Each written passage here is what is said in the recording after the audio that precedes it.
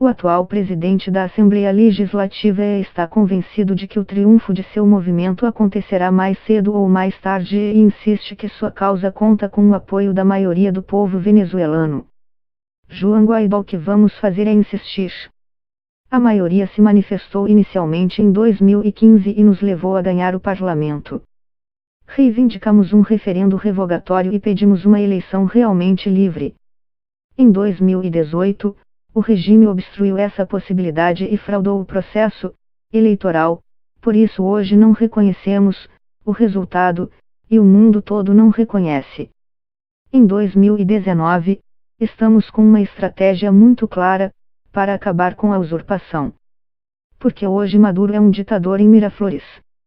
Queremos construir um governo de transição que volte a institucionalizar o país e tenha eleições livres. Nesse contexto, desenvolvemos a Operação Liberdade, para nos organizar, para sermos maioria, como somos, mas organizados, mobilizados, exigindo nossas reivindicações. Vamos insistir por esse caminho, nos estendendo a setores da sociedade que são necessários para coroar esse esforço, que são as Forças Armadas e os funcionários públicos. Guaidó: esperamos que sejam todos, não apenas um grupo.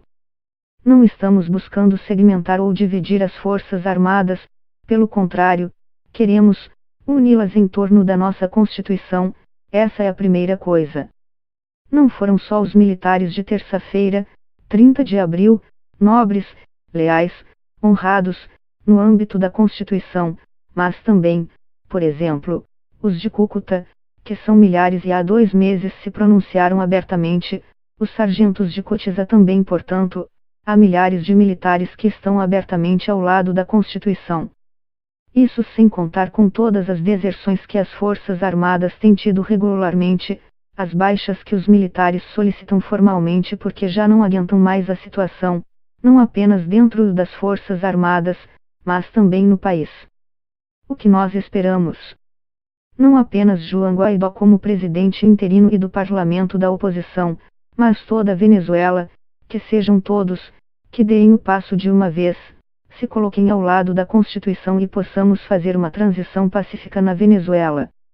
Guaidó não, na verdade, temos conversando não apenas com o governo Trump, mas também com o presidente Bolsonaro, do Brasil, Duque, da Colômbia, Varela, do Panamá, com o presidente Mário Abdo, Paraguai, com o Grupo de Lima, com nossos amigos na União Europeia. A posição é muito firme em relação ao caso da Venezuela porque é uma causa não só incomum, mas absolutamente justa, que consiste na liberdade e democracia.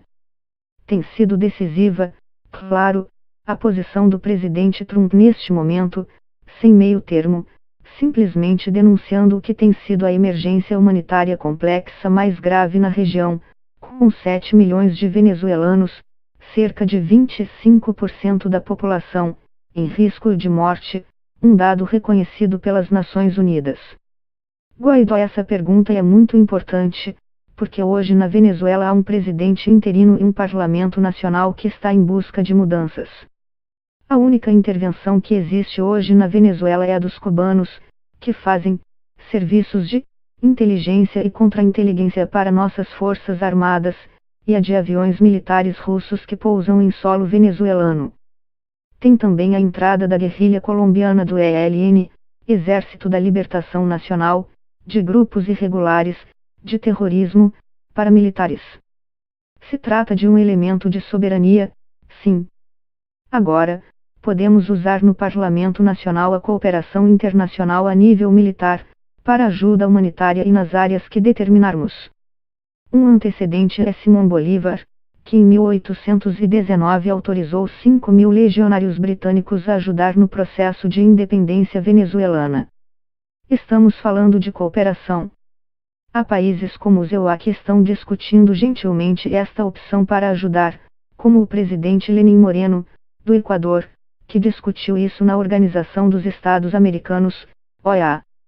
A doutrina Roldós fala de proteger as pessoas quando elas estão passando fome, como no caso da Venezuela, produto de um genocídio silencioso, liderado por Maduro.